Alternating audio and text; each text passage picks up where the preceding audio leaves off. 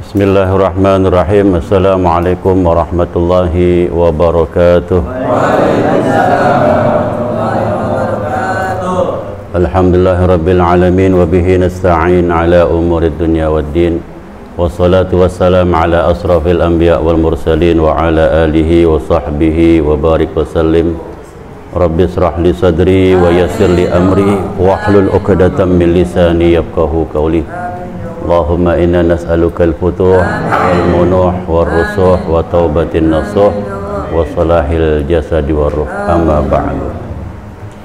Alhamdulillah, puji syukur kita kepada Allah Subhanahu wa taala yang mana malam hari ini Allah masih memberi izin kepada kita untuk berkumpul bersama. Allah mentakdirkan kepada kita untuk bisa silaturahim. Allah mentakdirkan kepada kita untuk bisa thalabul ilmi. Semoga setiap langkah demi langkah yang kita lakukan tulus karena Allah dapat menggugurkan dosa kesalahan kita dan juga dosa kesalahan kedua orang tua kita. Semoga Allah jadikan kubur orang tua kita yang telah pulang ke rahmatullah menjadi raudhah miriyadil jannah. Dan semoga orang tua kita yang masih ada, ya Allah, panjangkan umurnya ya Allah, sehatkan jasmani rohaninya ya Allah dalam taat ibadah padamu. Amin ya rabbal alamin. Salawat teriring salam semoga tercurahkan kepada junjungan kita Nabi besar Muhammad sallallahu alaihi wasallam, kepada keluarga sahabat, kepada para pengikutnya. Semoga kita kelak dapat syafaat di dunia maupun di akhirat. Amin ya rabbal alamin. Alhamdulillah, walaupun kondisi cuaca tidak mendukung, tapi kita masih bisa berkumpul. Alhamdulillah, ini tandanya cinta kepada Nabi Muhammad sallallahu alaihi wasallam. Kalau kurang-kurang cinta mungkin berat untuk bisa hadir, karena cinta itu yang mendorong, menggerakkan kaki kita. Walaupun dekat, tapi kalau cinta tidak ada, itu kaki terasa berat untuk melangkah. Tapi walaupun jauh, cinta itu ada, membuat badan terasa panas dan menggelora. Akhirnya tergerak kaki untuk bisa kumpul bersama. Mudah-mudahan kumpulnya kita ini Allah turunkan rahmat buat kita, Allah turunkan ampunan buat kita. Tidak ada di antara kita pulang kecuali Allah ampuni dosa kesalahannya. Dan semoga hajat-hajat kita Allah kabulkan. Dan semoga kita semua Allah tulis satu persatu menjadi hamba yang bertakwa. Dan Allah redha pada kita semua. Amin ya rabbal alamin. Alhamdulillah, kita sudah baca maulid, sudah baca sholawat burdah.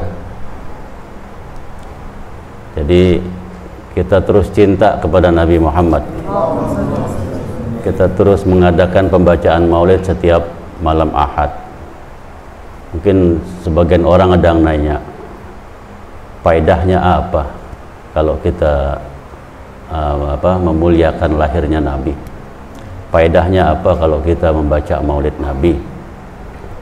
Apa sih faedahnya, ganjarannya apa sih? Kita mungkin semua sama-sama kenal dengan yang namanya Abu Lahab. Kenal nggak Abu Lahab? Kenal? Nggak kenal? Ya pasti kenal namanya, cuman nggak kenal orang. Tapi Abu Lahab dari zaman ke zaman ada. Walaupun di zaman Nabi, zaman sekarang juga ada Abu Lahab yang lainnya. Yang nggak cinta sama Nabi, yang benci sama Nabi, yang nggak suka dengan sholawat, yang lain sebagainya. Jadi tetap yang namanya Abu Lahab, sifat-sifat Abu Lahab ada. Nah, di zaman Rasulullah Abu Lahab bagaimana nggak bengis? Abu Lahab itu luar biasa, itu sangat benci dengan Nabi Muhammad. Perjuangan Nabi Muhammad dibenci, menyiksa umat Islam, menyiksa Nabi, mencaci maki, memfitnah, menjelek-jelekan, mencemoohkan. Tapi di dalam riwayat, saudaranya yang bernama Sayyidina Abbas. Sayyidina Abbas ini pamannya Nabi juga. Jadi Abu Lahab juga pamannya Nabi. Jadi Sayyidina Abbas pun pamannya Nabi. Ini Abu Lahab meninggal dunia.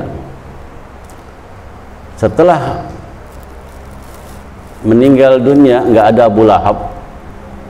Saudaranya Abu Lahab yang bernama Sayyidina Abbas ini mimpi bertemu dengan saudaranya. Jadi Sayyidina Abbas ini mimpi bertemu dengan Abu Lahab. Sayyidina Abbas ini nanya kepada saudaranya, "Wahai Abu Lahab, kondisimu gimana di sana?" Apa jawab Abu Lahab? "Wahai saudaraku Abbas, aku ini sangat tersiksa, sangat menderita, sangat terhina, siksaan luar biasa aku dapati. Tapi wahai saudaraku Abbas, kalau datang hari Senin, itu aku dapat keringanan dari Allah. Yang tadinya siksanya sangat pedih, sangat dahsyat, tapi begitu masuk hari Senin, aku dikasih kesempatan sama Allah untuk minum sedikit, sehingga dapat membantu ngurangin siksaku." Kata Sayyidina Abbas, "Wahai Abu Lahab, kok bisa seperti itu? Padahal kan kau meninggal dalam keadaan kafir, tidak beriman pada Allah, tidak beriman pada Nabi Muhammad. Kok bisa Allah meringankan siksamu? Kok bisa Allah berbaik padamu? Memang amal apa yang kau perbuat sedangkan kau mati dalam keadaan kafir?" Kata Abu Lahab, "Wahai saudaraku Abbas, kamu ingat tidak di saat keponakan kita yang bernama Muhammad bin Abdullah, ya, di saat keponakan kita yang Muhammad bin Abdullah lahir, aku pernah bahagia diberi kabar oleh budakku yang bernama Su'aibah. Dengan kabar itu aku bahagia lahirnya Muhammad bin Abdullah. Aku bersedekah ke fakir miskin penduduk Mekah, dan juga Su'aibah yang sebagai budak membuat hatiku bahagia, membuat hatiku senang. Maka karena dia sudah membuat hatiku senang, ku bebaskan Su'aibah." Tuh, jadi pernah satu kali dalam hidupnya merasa bahagia dengan lahirnya Nabi Muhammad. Sebab satu kali yang aku bahagia dengan kelahiran Nabi Muhammad, wahai Abbas, maka siksaku diringankan oleh Allah, padahal aku mati dalam keadaan tidak beriman. Maka datang syair. Apa syairnya? "Hadza kafirun jaa dzambuhu bitabbat yada fil jahimi mukhallada ata annahu fil yaumil isnaini yukhaffafu anhu lissururi bi ahmada." Ini orang kafir sudah jelas-jelas hukumannya, bahkan Allah sudah berfirman, "Celakalah tabbat yada abi lahabi wa tab," siksanya kekal di neraka jahanam. Tapi ketika datang hari Senin, Allah kurangkan siksanya, sebab pernah satu kali bahagia atas kelahiran Rasulullah sallallahu alaihi wasallam. Selanjutnya syairnya berbunyi, "Fama dhanna bil 'abdi tula umrihi." "Fama dhanna bil 'abdi tula umrihi bi ahmada masrura wa matan wahida." Bagaimana orang yang beriman kepada Allah Subhanahu wa ta'ala, yang kalau disebut nama Nabi Muhammad dia bahagia, yang kalau setiap waktu dia selalu suka dengan nama Nabi Muhammad, bahkan sepanjang umurnya dia bersolawat, dan matinya dalam keadaan beriman pada Allah Subhanahu wa ta'ala. Kira-kira ganjaran apa yang Allah berikan pada orang tersebut? Sedangkan orang kafir Allah kasih ringan. Pastinya ini orang yang beriman pada Allah, senang dia membaca hari lahirnya Rasul, senang dia membaca maulidnya Rasul, senang gemar dia baca salawat kepada Rasulullah, mati dalam keadaan beriman pada Allah, niscaya orang ini bukan hanya diringankan siksanya oleh Allah Subhanahu wa taala, namun insya Allah tidak pernah disiksa dan dimasukkan ke surga oleh Allah sebab berkah Nabi Muhammad sallallahu alaihi wa alihi wasallam. Nah, beruntung kita ini. Beruntung, mudah-mudahan beruntung terus. Amin. Karena kita kumpul malam ini, setiap malam Ahad, yang kita sebut nama Allah, yang kita sebut nama Nabi Muhammad. Tiada lain yang kita sebut nama Allah dan nama Nabi Muhammad. Mudah-mudahan terus tanam cinta kita. Terus cinta kita bertambah. Dan kita juga mohon pada Allah, ya Allah, jadikan juga Nabi Muhammad cinta kepada kami, ya Allah. Mudah-mudahan barokah kita dunia wal akhirat. Kalau bicara cinta, cinta itu ciri-cirinya ada rasa kangen dan rindu. Kalau ditanya cinta nggak sama Nabi Muhammad, tuh, jawabnya semua cinta. Tapi ciri-ciri cinta itu ada rasa kangen, ada rasa rindu. Kalau kangen dan rindu, insya Allah kita berkumpul terus setiap malam Ahad. Amin, amin. Karena apa? Tujuan kita buat ziarah kepada Nabi Muhammad sallallahu alaihi wasallam. Dengan berselawat berjamaah itu kita sudah ziarah ke Nabi kita Muhammad sallallahu alaihi wasallam. Jadi ciri-ciri orang rindu, orang cinta itu dia memiliki rasa kangen dan rindu. Kalau memang kita cinta sama Nabi kita Muhammad, bukan di mulut saja, betul-betul cinta, pasti punya rasa kangen dan rindu. Seperti seorang anak yang cinta sama ayah dan ibunya. Ketika ayah ibunya keluar pergi sebentar, itu anak timbul rasa kangen, rasa rindu sama ayah ibunya. Ya, begitu juga seperti seorang ibu yang cinta sama anaknya. Begitu anaknya keluar, ya, lama rasa kangen, rasa rindu pasti ada. Anak saya kemana? Itu pasti ada. Nah, kita ini coba, pasti kita cinta sama ayah kita, sama ibu kita, cinta. Apalagi yang ayah ibunya sudah pulang ke rahmatullah. Ya. Ada kan di antara kita yang ayah ibunya sudah pulang ke rahmatullah?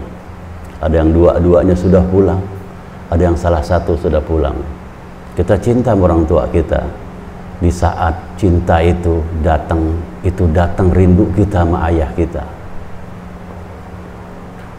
Terus datang kangen kita sama ibu kita. Itu karena cinta. Karena cinta kita sama ayah dan ibu kita yang telah pulang ke rahmatullah, pasti rasa kangen dan rindu ada. Suatu saat begitu bengong, melamun, lewat wajah ibu kita. Coba yang udah pulang ke rahmatullah orang tuanya, lewat wajah ayah kita. Nah, itu kangen. Begitu di saat kangen gitu, lantaran kita cinta sama ayah ibu kita, pasti air mata kita keluar. Itu tandanya cinta. Ke ayah ibu kita aja kita bisa ngeluarin air mata karena kangen.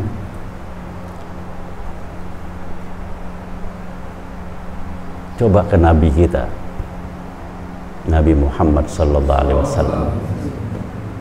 Nah, kalau kita udah bisa mengeluarkan air mata karena kangen sama Rasulullah, karena rindu sama Rasulullah, itu tandanya kita cinta. Sama seperti kita cinta sama ayah dan ibu kita. Pasti merasakan orang yang sudah ditinggal ayah ibunya, sudah pulang ke rahmatullah, itu pasti merasakan rindu, pasti merasakan kangen.